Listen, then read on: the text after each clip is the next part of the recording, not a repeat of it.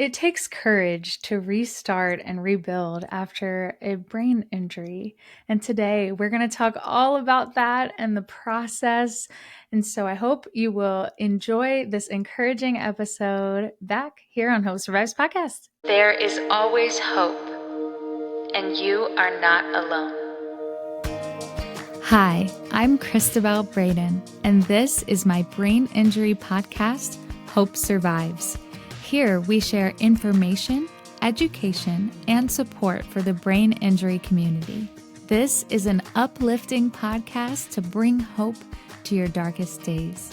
As a survivor of traumatic brain injury and multiple concussions, I know what it's like to struggle to find hope. I don't want anyone to feel as alone as I did, and that's why I started my online community called Hope After Head Injury. This podcast is an extension of that, and I'd love to invite you to join along as we explore the realities of life with brain injury, with messages of encouragement, interviews with doctors and professionals, and survivor stories. No matter where you're at on your journey, there is always hope. With a little hope, you can make it through today. With a little faith, someday you'll get through the pain. Just a little love is enough to light the way through your darkest night. Hope survives. Hope survives. Welcome back to Hope Survives Podcast. I am so grateful that you are listening today. Thank you so much for the warm welcome back after the long break that we took here in season 3 due to my unexpected flare up. We talked about it in last week's episode, but I'm back on social media and it has been awesome getting to interact with you all again on the Hope After Head Injury Instagram page, as well as Facebook and my Cristabelle Braden page as well. I'm back from my little break. And it feels so good to be back. So thank you guys for your welcome. And I would love to stay connected with you all as well. Make sure you're signed up on our Zooms and the Brain Injury Bible Study and our Zoom support group and all that stuff. HopeAfterHenry.com. Give you all that info. But today we are talking about the courage to restart and to rebuild after a brain injury. And we are interviewing my friend, Kevin McDonald, who is a TBI survivor. He's going to share some of his story as well as his experience in advocacy and learning how to accept his injury, to learn how to share his story, as well as adapting to this brain injury life. He goes into his own experiences with anger and frustration and just being overwhelmed, and it's a really good conversation. And I'm excited that Kevin decided to come on the podcast. I can't wait to introduce you guys to him. He is started his own nonprofit called Restart Your Life, Rebuild Your Mind, and he does outreach for survivors through that and helps with funding for things. He also is a volunteer on the Brain Injury Association of Pennsylvania ambassador program. He does the Brain Injury Coalition here in Pennsylvania, and a lot of other things. He's made a lot of strides in his recovery and does a lot to help encourage the brain injury community as a whole. He's one of the organizers for our statewide brain injury rally and day at the Pennsylvania State Capitol to help bring forth legislation to help survivors. So we'll talk about that. But before we get into the interview, I wanted to talk a little bit about that whole rebuilding and restarting thing. He's been talking, he'll share about rebuilding and restarting after brain injury. But something I wanted to also dive into is that I feel like I'm constantly restarting and rebuilding after every setback. I feel like for the last 15 years of having a brain injury, I have been continually over and over again needing to figure out how to rebuild and how to restart. Even coming back to this podcast after an unplanned break, needing to restart, needing to rebuild, trying to get back into things. And so, if there's anything that I hope this episode encourages you on today, it's that First of all, it's never too late to keep trying. And second of all, if you have felt like you have needed to take a break or take a rest from something, or even felt like giving up and you felt like you did give up on something, it's never too late to pick it back up, to restart, to rebuild, to continue to figure out what makes you tick after brain injury, because it's complicated. There's no one way to have a brain injury. That's why we have so many episodes on so many different things. There's no one way to have a brain injury. Symptoms are complicated and confusing, and it can just be an all around chaotic at times. So, today, I hope you're encouraged to restart, rebuild, and by Kevin's story. So, without any further ado, let's get into today's interview. Thank you so much for listening and for being here. Welcome to my friend Kevin McDonald to Hope Survives podcast. Kevin, thank you so much for coming on the show. Well, thank you for having me, and hope you're having a wonderful day like I am. It's beautiful weather out today. We were just talking about that. It's Yes. finally sunny and it's nice, and that's good. So, Yeah. Kevin, I know Kevin through a lot of the advocacy and awareness that we have done for brain injury. So, Kevin, I met through the Brain Injury Association in Pennsylvania, as well as going down to Washington, D.C. to advocate there. He also does advocacy at the Pennsylvania State Capitol with our state legislators, and he has his own nonprofit called Restart Your Life, Renew Your Mind, and he's a 15-year TBI survivor. And so he's been a very good friend of my family's, and I'm so glad that you were willing to come on the podcast and chat with our listeners. I know you're going to encourage them a lot. Oh, it's a pleasure to be here. Yeah, it's been wonderful getting to work with you and your family and all the things we do. And it's actually kind of funny to me that now that I've been out of there for like 15 years, I've gotten to watch people grow in their tragedies. And you're one of those, and it's pretty cool to see that. Oh, thanks, Kevin.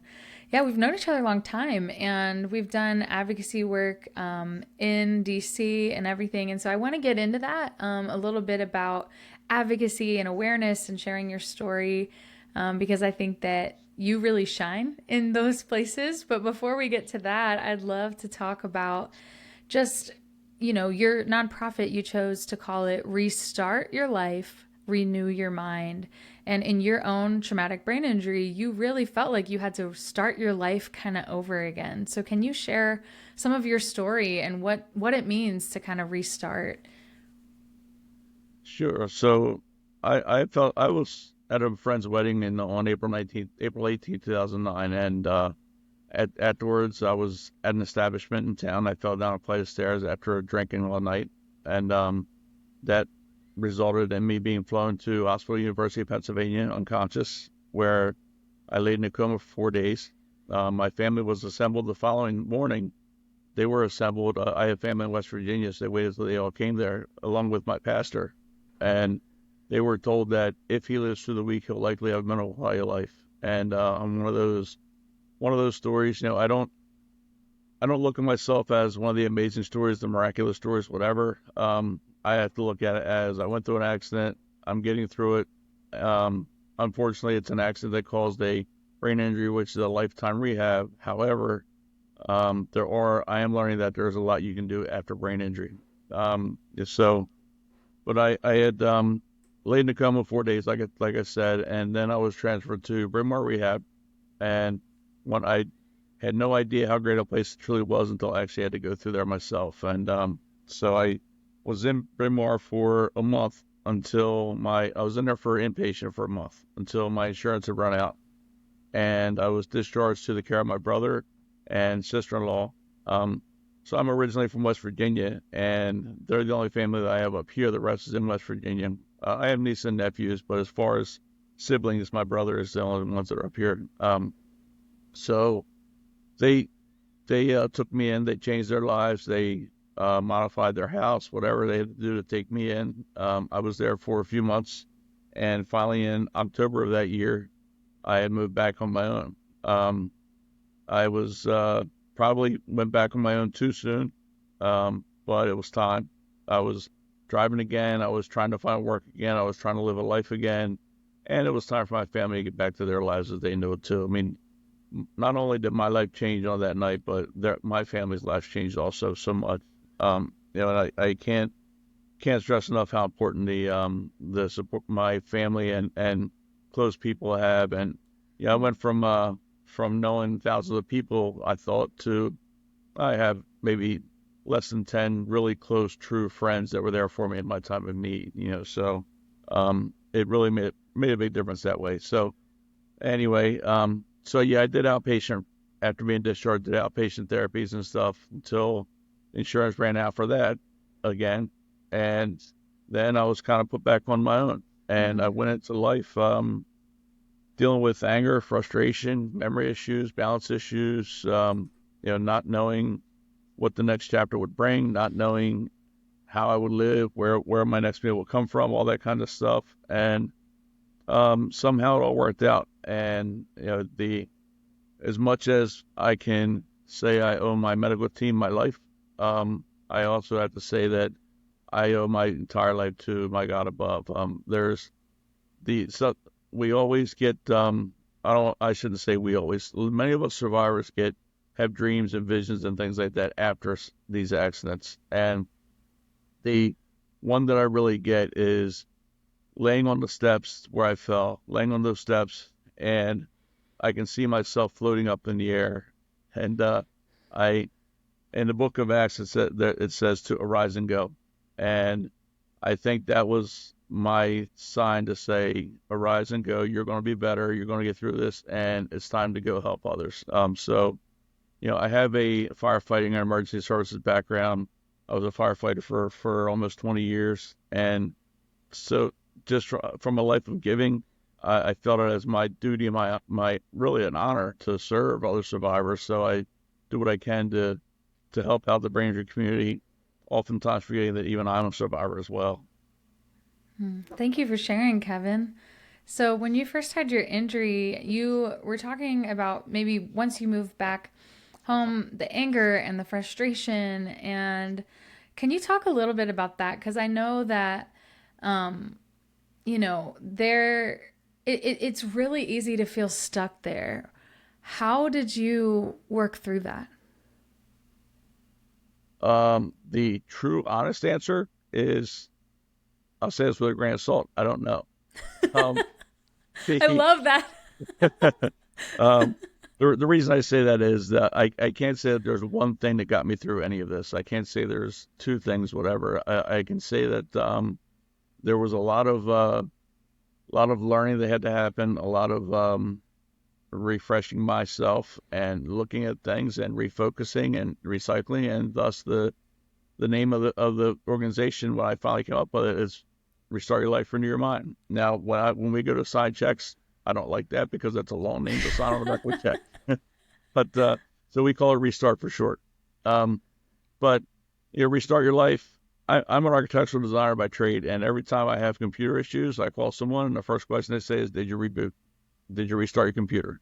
So in today's world of technology, I decided on the Restart Your Life part because I had to restart my life. I had to get things going again. The Renew Your Life is the spiritual part, to where as much as we all think we know what we're doing in life, whether you're going through any kind of trauma or not, we have to conform our minds to what's going on in our lives and focus on, sometimes it's just the now, which is what I had to do, but also try to focus on the future too. So you're conforming your thoughts and trying to set your thought life, so to speak, to what you may have ahead and how to make it a positive mindset. Yeah, that's good. And renewing your mind. I mean, that is a verse from scripture, right? Yes, it Romans is. 12:12 to renew your Yes, it mind. is. But Yes. as brain injury survivors, it's like very literal to us that our minds kind of need to be renewed. Yeah. And so thank you for sharing that. When you were going through your, let's say, first realizing and accepting your brain injury, what was that process like? And how did you get from angry, frustrated? I know you said you don't necessarily know exactly right now, which is totally understandable. It was a long process, but today you are one of the strongest advocates for brain injury that I know. Like, you're not afraid to go into the courthouse. You're not afraid to go into the you're not afraid to go anywhere into the legislators and to talk about brain injury and try and advocate for people who can't speak for themselves, and you share your story anywhere. How did you go from like trying to accept your own brain injury to now being able to share that with others? Yeah, for me, a big piece of the acceptance was, I would say, it was twofold. One was my thought life. My pastor at church really talks about thought life a lot, and I didn't really understand it at first, but it made sense. The more I heard about it, the more it made sense. Where are your thoughts negative or are your thoughts positive? There's science to show that you become the kind of person that your thoughts make you become. Um, if we get thousands of thoughts a day, I know women get more thoughts than men do. But that's the old adage about the female vocabulary is a whole lot more than the men's vocabulary because all we do is grunt a lot. But the the thoughts that go through your mind, you need to be able to squash the negative thoughts as soon as possible, or recognize those as, let's say, constructive criticism, and let it be things that you have to work on, so to speak. Where if you're going up in a positive thought life, then you're really not going to find yourself looking backwards. I hear people a lot say, after this accident, you have to start write the next chapter in your life, so to speak. We hear that in life things all the time, and the most important part about that concept is, don't try to rewrite the chapters that are behind you. You've already closed those chapters. You've closed those pages. And so as I've stayed involved in the support groups, etc., locally, at first I really didn't think I needed those. I didn't think they'd do anything for me. But then I could see myself talking more about my incidents, talking more about things I went through, meeting more people, hearing more stories, um, seeing those that have had multiple brain injuries over the last 30 years and the struggles that they're having. And here I was a few years out of mine, and all of a sudden I can go back to work. Now I couldn't keep a job and that kind of stuff, but I can go back to work. I can live on my own. I don't need Mm. 24-hour care. And that started changing my focus around to where there's a lot of people that can't do what we need to do to help ourselves. And so I began speaking about, telling my story, trying to help other survivors, really the way that started. And then that ended up growing into, I would travel. I live in Westchester, PA, so I would travel around southeastern PA within 2 hours of my home and go tell my story to support groups, etc. And then I learned how much is out there about legislation, how much the needs are out there. I spoke with my brother, who obviously became my caregiver, the one that's up here, and I found out that we didn't get that much information when we were discharged from the hospital, and it wasn't when. So that's one thing to address. I found out that maybe we got better services than someone else was getting. I was able to say, well, we did this when someone said they couldn't get things. So I learned that there were others having a lot of different issues than I had. So I began talking about, telling my story, and it seemed to be helping me. It took me about 5 to 6 years to get to that area of full acceptance of this quote unquote new me. I totally understand the phrase, and I don't have a problem with the phrase in the brain injury community because it is a new you. I don't like to use it for myself because, to me, I'm the same person with the same core values. I just do things differently than I did before my accident. Where, I love that. You're the you same know, so person, you do things differently. yes, thank you. So, I went from being a national championship athlete at 39 years old to then I had this accident, and it took me 10 years, but now I do like strongman competitions and stuff like that. So I still get back into an athletic type of thing, but it was differently. I couldn't play in national championships, so I coached teams in national championships. So that thought life changed. My mindset changed to where um, there are people that in our community that can go talk. They can go spend a day in a loud building like a state capitol or Washington D.C., the U.S. Capitol. It's too much. Where for me, yeah, it might take me a couple of days to recover from that, but I can do it. So I should do it because there needs to be people like us that will speak for other people in our community that just can't do it. Mm. Yeah. Thanks for sharing. You know, that piece about how we're the same person, but we do things differently. That took me a long time to get there. I remember feeling like I was so different, that I was not the same. I was not the same person. Everything felt like I was failing all the time. I felt like I could never keep up. It took me a long time to accept my brain injury. And then when I did, I feel like I went to the other side of like, well, I'm never going to be who I was before, so now I have to kind of like find this new normal. But kind of there's like a delicate fine line there of like, yeah, things are going to be different. And Yeah. yeah, I can accept that I'm struggling today, but I don't need to give up hope that things will get better tomorrow, Yes. and that I am the same person. I'm the same soul. Like God, I'm God's child. He made me, Yes. and that doesn't change. But the way that I interact with the world does change, and the Mm-hmm. amount of energy I have per day does change, and Yeah. that affects relationships, Sure and it does. affects the way that we connect with the world. So can you talk a little bit about that? Like how did like the restarting of your life and renewal of your mind kind of affect the way you interact with the world? So I kind of, because I had these quote unquote deficits, um, I really, I felt like everyone could see them. I felt like I sounded stupid to everybody. I felt like I looked bad to everyone because I was regarded as such a high class athlete, for recreational athlete, never professional. Um, so I really had no clue that no one else could really understand what I was going through. Um, and from telling my story and speaking to other survivors and things like that, and I was learning that they're dealing with much different things. So, but I wasn't seeing the looking at life as a in the natural to what's in my mind kind of thing. So, in the natural we look like everyone else most times. A lot of times you can't really tell. I mean, I don't know what the percentage is, but there's so many of us that look like every other human being in the world that you would never know the difference. Yeah, the invisible injury, right? You Yeah, can't see exactly. it on the outside necessarily. Yeah. Yeah, yeah. Um, So I learned that as I was teaching, it's really with teaching my family because they were very involved in learning what's going on because they didn't get what I was going through.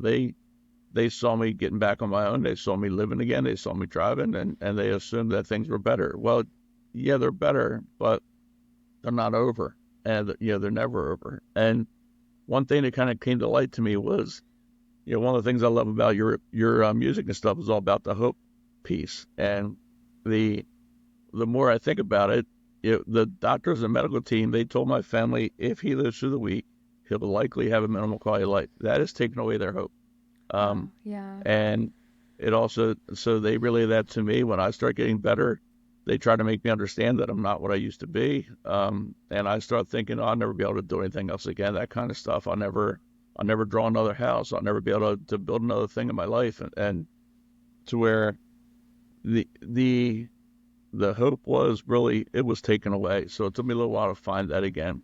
And as I got out and I started doing things, I started speaking about that hope piece and started making people understand that there are certain parts of what we go through that you really need to address differently. I'm not saying they have to talk the way I talk. I don't mean it that way, but as a society, we have troubles and as a whole, we have troubles respecting and loving each other's. We look at people and we assume right away, and we don't really take the time to know it. A lot of people, and Mm.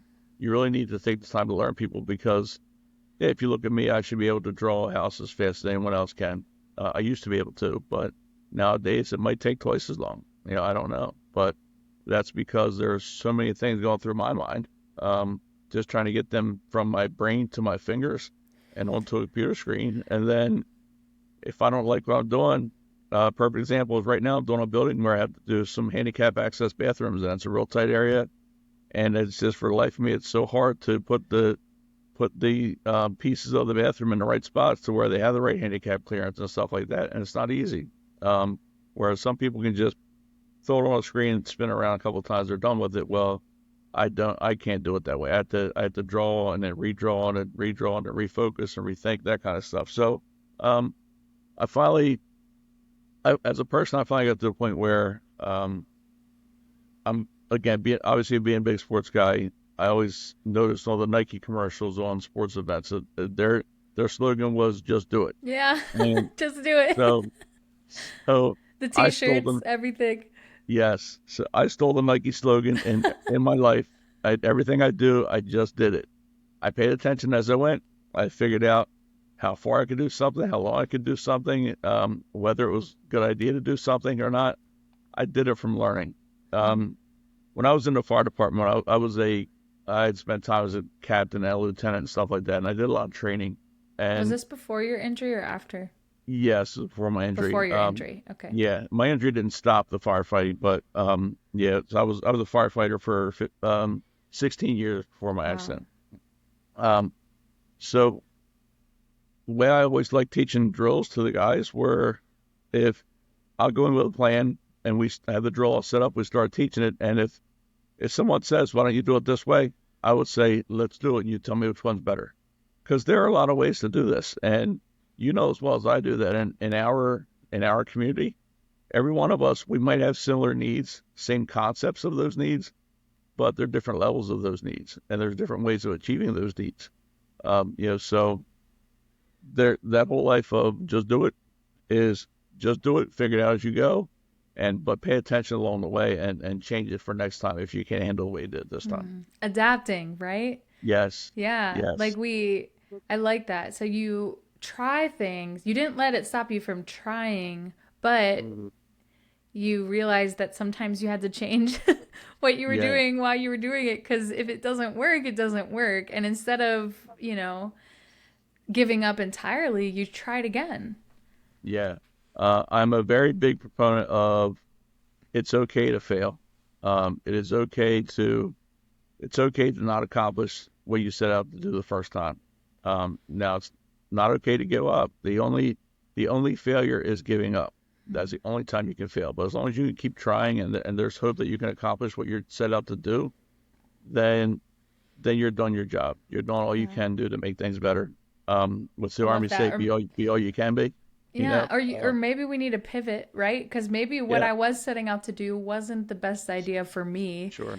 but I can still not give up, but also say maybe I don't want to do thing A, maybe I do Mhm. thing B, and Yeah. it's something different, but it's still, like we have to learn how to as survivors. What I'm hearing you talk about is like you've lived a life of not just like restarting and renewing, but like rebuilding Yeah.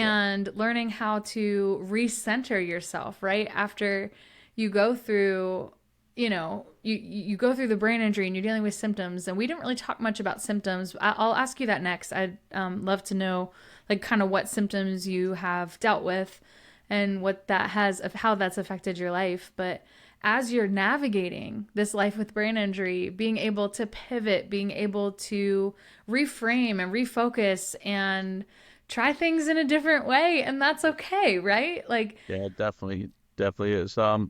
Eh, when it comes to like this whole idea of being a success, being a success is not really what you have, what's in your bank account, that kind of stuff. Being a success is being content with your life. Learning how to feel. I don't always feel fulfilled.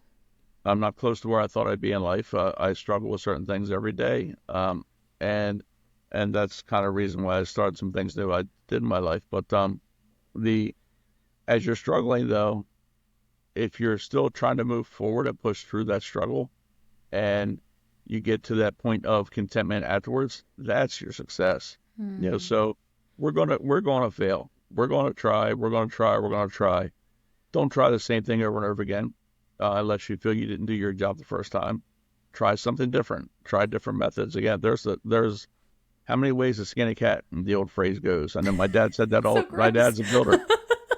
My dad's a builder, and we're from the South, so we have terrible humor. But of course, that was one of the phrases that I always heard, and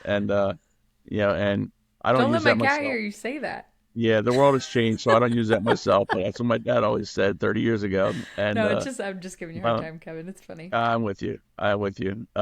Yeah, there are so many different ways of doing that, but you're still going to end up with the same goal. So Yeah. maybe we don't always take a straight path to where we're going, but we if you do whatever you can, if you're looking at a set of stairs or a set of steps, the biggest one is always the first step, whether you're going up or you're going down. Hmm. And Yeah. you get past that first step, the rest of it eventually does seem to fall in place. Maybe you can't see where you're trying to go immediately when you start walking that rope, but as you walk the rope, then you will start to see the next steps. And maybe you don't see the end, but you see the next steps.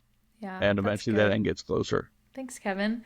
I would love to talk some specifics here. So we've been talking very high level, but what about like what are some symptoms that you still deal with and what are some strategies you have in place? So big pieces are frustration, anger, depression, that kind of stuff is still there. Um, the the thing about it though is the control of it. So one of the things that you have to learn is a strategy or strategies for controlling those things. It's I always excuse me. I always felt that if I got upset by something or someone, if I was frustrated because I couldn't do something or I got depressed, whatever, I always thought that as soon as that showed up, that was a sign of failure. It really hit my self worth, my self confidence, that kind of stuff. And then I eventually started learning though that as long as that stuff is going to happen, you're going to open a door and run into a wall sometimes, but that's okay. Just take a step back, take a deep breath, and kind of rethink it through. And as long as those things, the big words, the frustration, depression, anger, any of that stuff Yeah. doesn't stick around for more than a day or two, then don't worry about it. It's going to happen. That's part of life, Do you unfortunately. find that it's trouble controlling your emotions, like impulse or like, like emotional responses, like the brain injury? It's still kind of like you still, is that what you're trying to describe? Yeah, yeah. So the impulsivity is like I'm one of the ones that fall into the trap of most people when they think of impulsivity, that they're thinking of physical impulsivity, where somebody reacts and swings right at you right away, or somebody reacts and does something aggressive to you right away. Well, there's another side to that, and there's a cognitive impulsivity as far as I'm concerned, where um, somebody might say something to me, I may react opposite of what I really needed to do, and the first thing I do is Mm, say something back to them, and not thinking about what I said, the and filter, not think, yeah, the filter. There you go. lack That's of the word. filter. That's the word I was trying to get to. The Getting back into the professional world, that's helped me be professional again. And if I don't always like what I hear, take that breath, stop for a second, and then respond. Or I have gotten smart enough to say, let me think about that.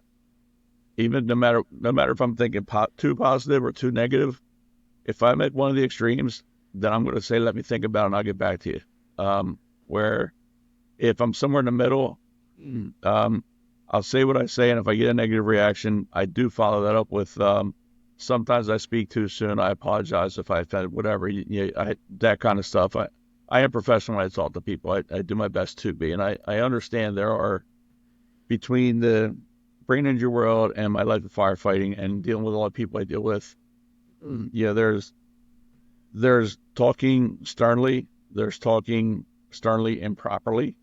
There's just the way you can say the worst thing, and if it comes out of your mouth as a nice thing, it sounds a whole lot better.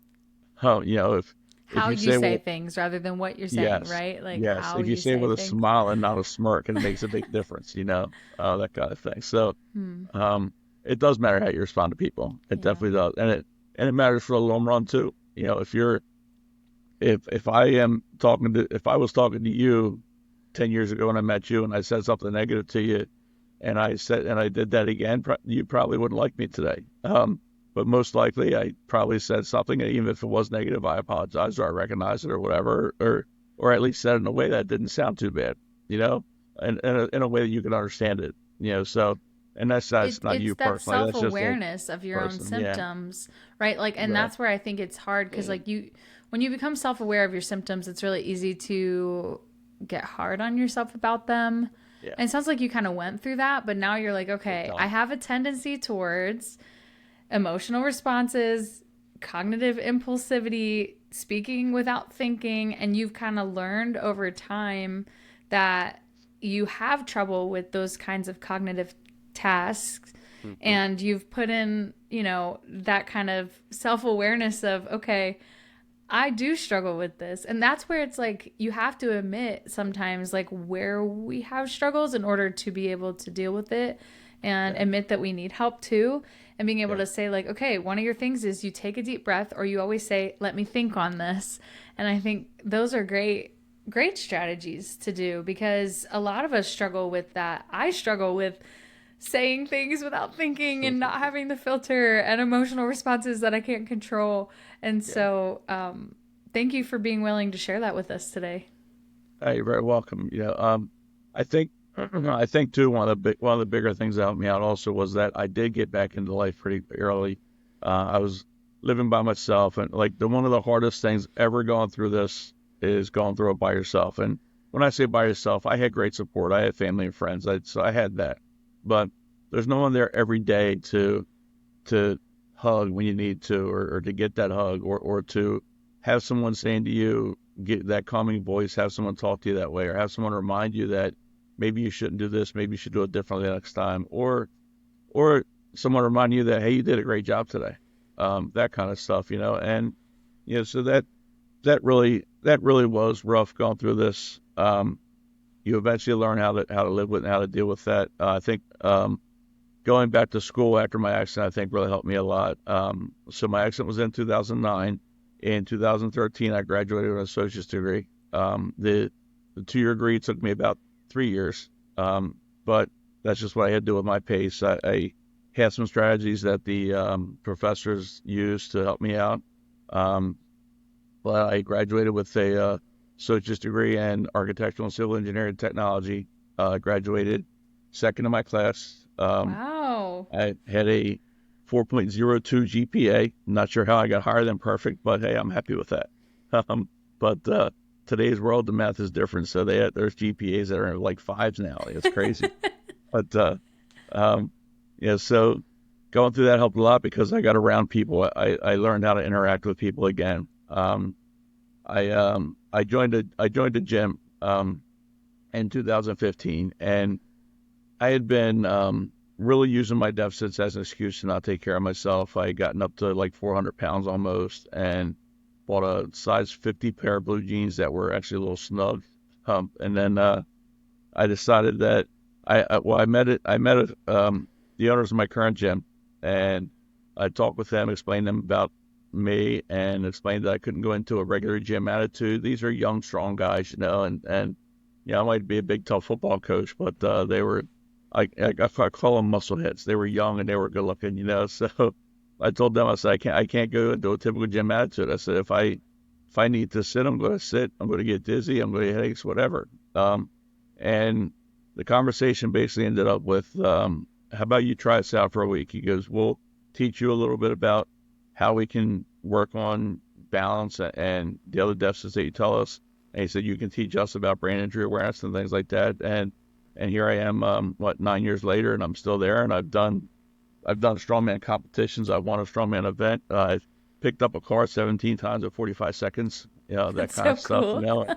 Um, and I love it's it, but really you advocated for yourself, right? You told them this is what I need. I can't be like yeah pushed so hard when I get dizzy. Like you were able to say like, "Hey, I have these symptoms. Now, how can we work with them?" That's really cool.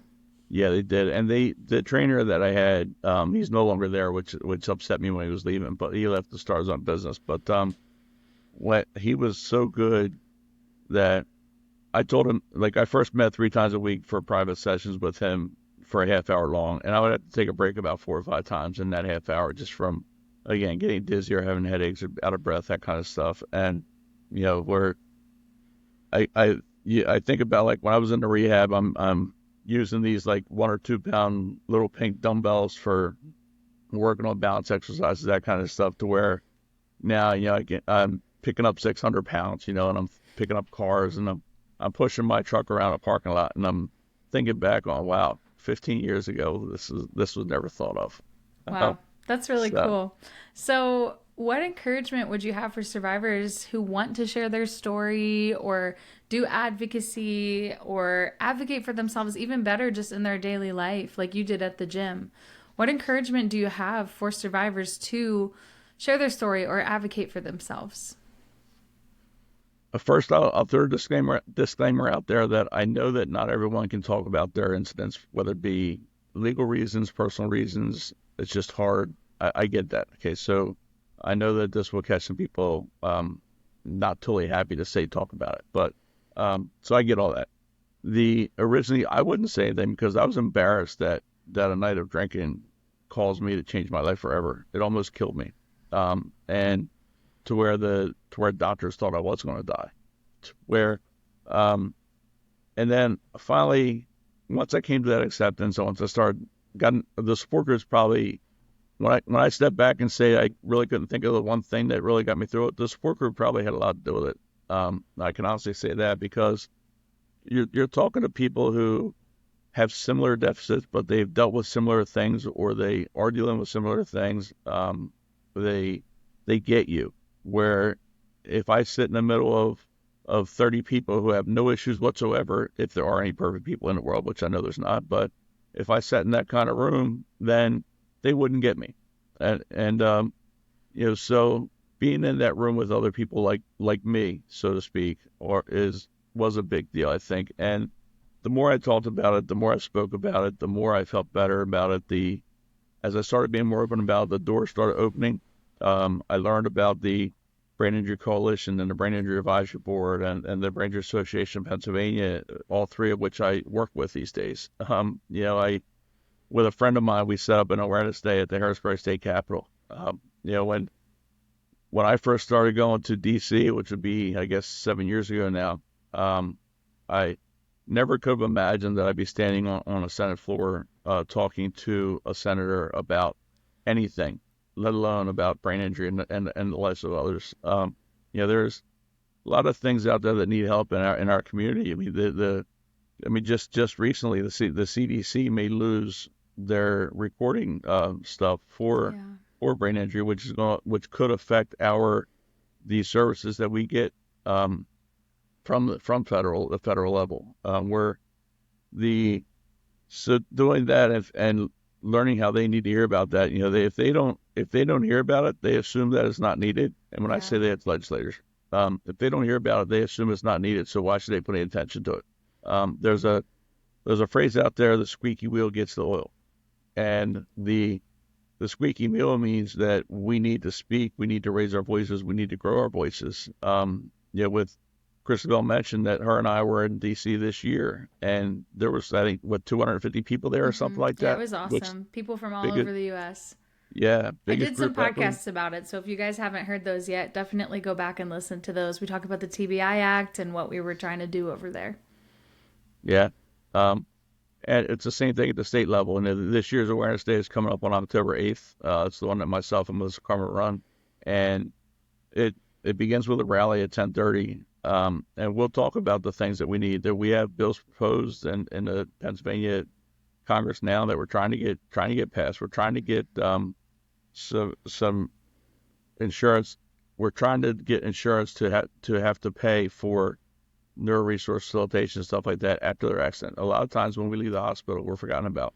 Yeah. So So there we're are trying things to we can do to make a difference and share definitely our voice. and So wherever you live, whether you're in Pennsylvania, if you're in Pennsylvania, join us, please. Reach out to me or Kevin. We can help you get involved.